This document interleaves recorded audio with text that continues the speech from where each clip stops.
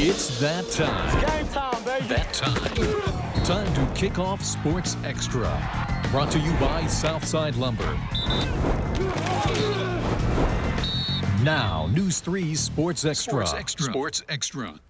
Greetings and welcome to another season of Sports Extra. High school football kicked off across Southern Illinois tonight, and our crews made stops at 10 different games. We start with an opening week tradition, Harrisburg and Mount Carmel. This one in Harrisburg tonight, the Aces, Ryan Bumpus bouncing off people. Nice run. It leads to a touchdown for Mount Carmel. 28-6 Aces at the break. Third quarter, more of the same. Will Krupp coming right at you. Another touchdown, 35-6. Mount Carmel, Steve Zimmer getting in on the action right up the gut. 42-6. Mount Carmel into third quarter.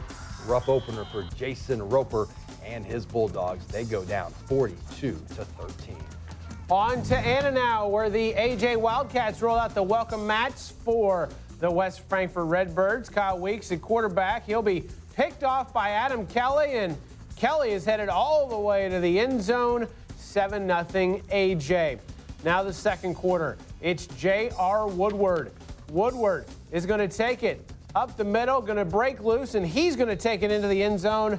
14-0 Wildcats, and the fog is moving in. Be careful of the fog and be careful of Rick Hicks trucking his 210-pound frame into Redbird territory before finally being drugged down.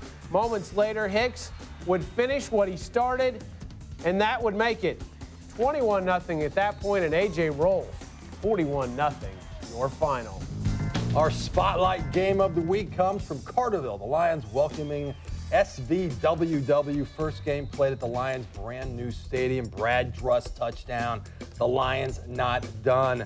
After scoring 21 unanswered, the Lions keep going. David Kushaba runs it in. 28-zip Lions. And then the icing on the cake, Dalton James returning the punt. And look at that pretty new field. He is taken off 60 yards for the touchdown. His second punt return of the night for a touchdown. 42-0.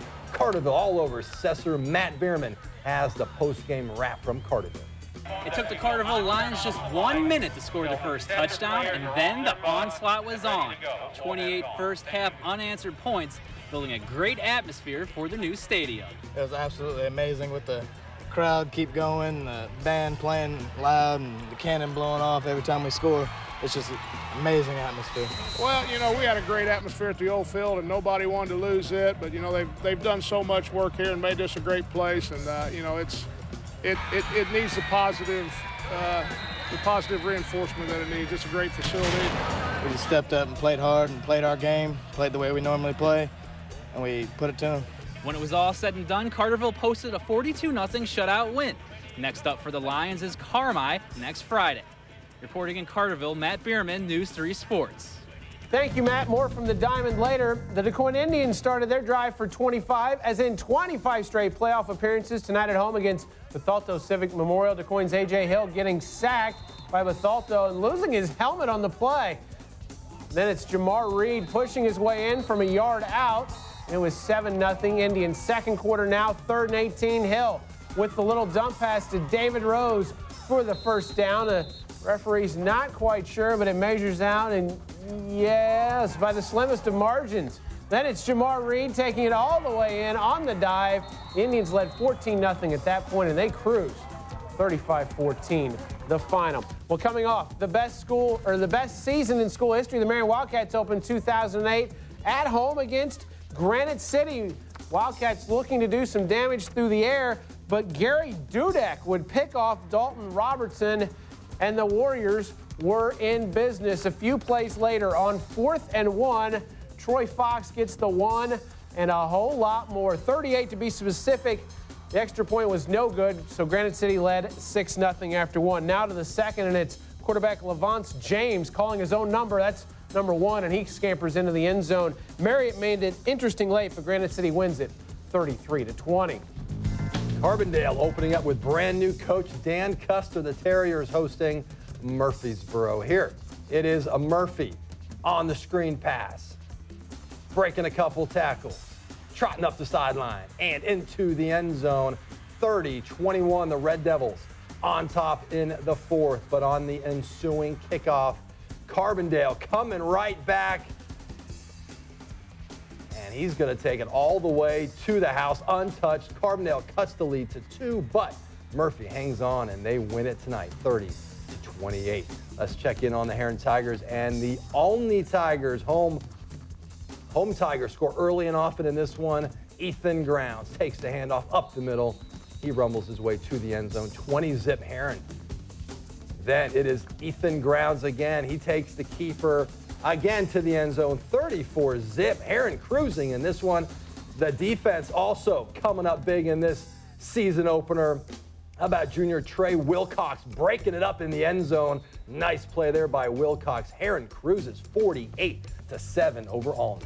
As promised, back to the Diamond. Carmel White County paying a visit to Johnston City, and Brian Berry making his debut as the Indians head coach, and his defense was stout all night long. Third quarter, Carmel White County's quarterback Logan Warren gets taken down for a loss, and it was a big loss. He would leave with a knee injury and would not return. Fourth quarter now, Indians up 12-0, looking for more. Josh Jones up top to Justin Mornaweg, and the Indians had something working. But moments later, Jones going back up top again, but this time Brian Watts is there to pick it off at the 10, but not enough offense for Carmi. The Indians win Berry's debut, 12-0, your final.